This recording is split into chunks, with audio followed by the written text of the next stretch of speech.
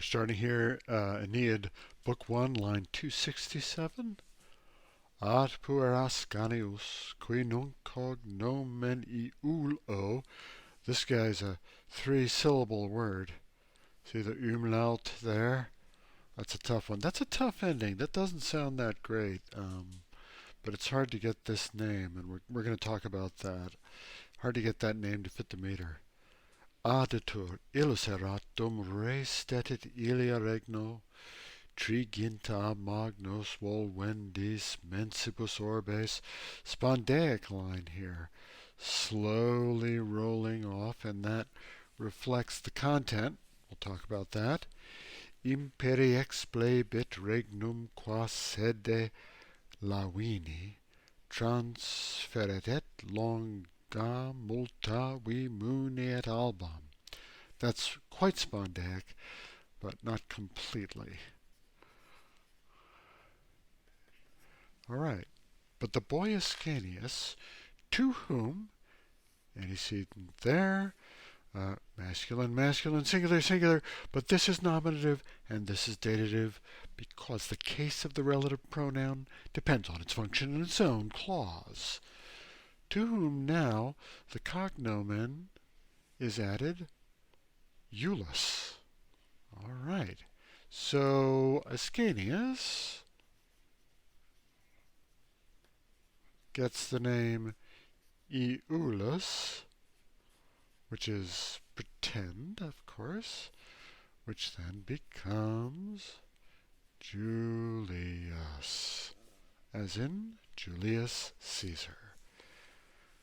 It was Illus while, now this is res Ilia, so Ilia means Trojan,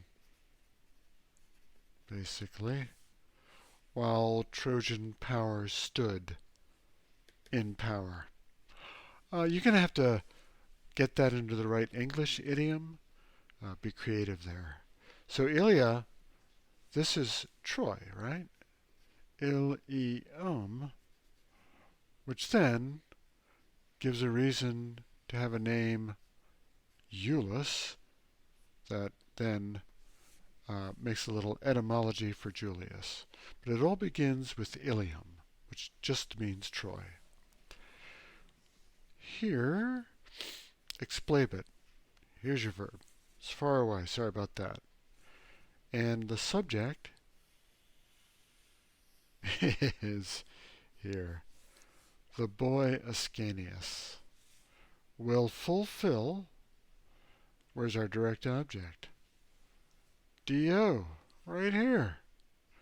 And it's modified by this magnos. Ooh, big stretch there. And in between, there's a chunk.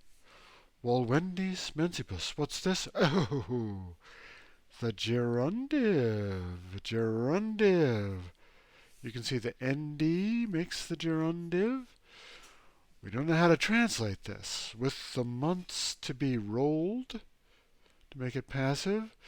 One note says, with the months rolling on as though it were active. Yeah, the Romans, they knew what that meant, but we don't quite know what it means. But we get it. We also get this lovely A, B, B, A, chiasmus. Haha. Pretty, right? Literary sculpture.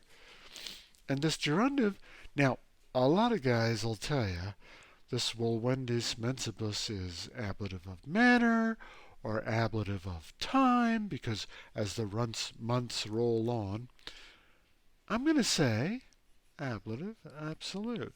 So there, something completely different. That means 30. So he's going to rule for 30 years as the months roll on or with the months rolling on. And this Walwa, we've talked about that before. The question is it a scroll unrolling? Is it a thread unrolling? In this case, it's somehow meant to indicate time.